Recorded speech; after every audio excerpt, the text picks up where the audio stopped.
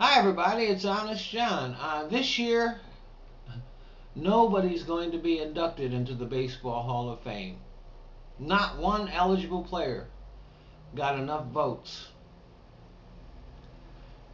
The reason is that the players that are eligible now were part of baseball's steroid era.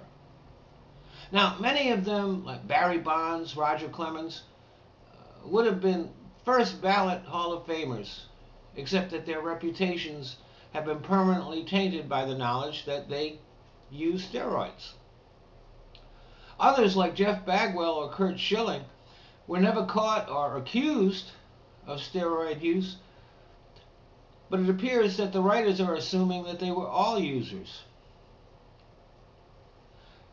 In their sanctimony and self-righteousness, they are ignoring the unfairness of this assumption. But the history of baseball is filled with players trying to gain an edge.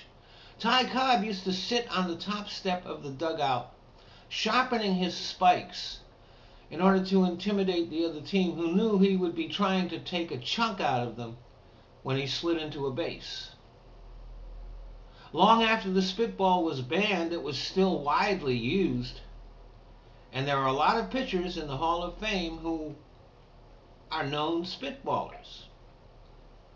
Jim Bouton, in his book Ball 4, let it be known that during his era, speed was very widely used.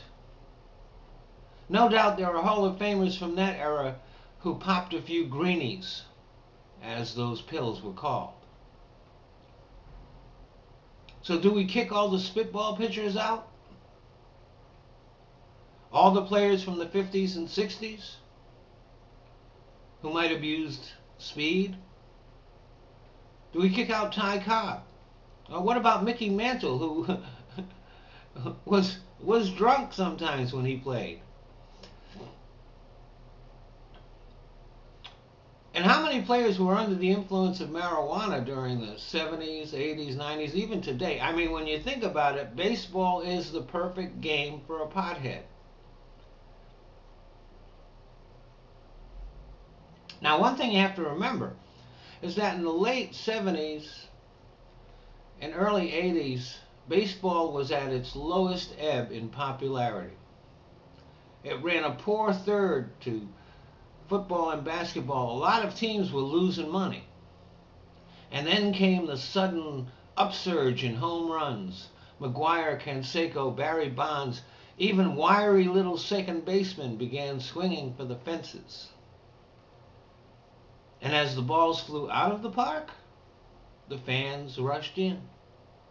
Everybody wanted to see the new home run kings and the unhittable power pitchers like Clemens and others. And don't think the owners didn't collaborate in this. There were no rules against steroid use. Mark McGwire openly kept androsterone in his locker. They didn't create a drug testing program until Congress pressured them so much that the owners felt they had to. And the baseball writers? Well, they wrote their stories about the prodigious feats of the new heroes of the game, and for the most part, they ignored the open secret. Now, even though I'm a fairly casual fan, I had heard the rumors about steroid use.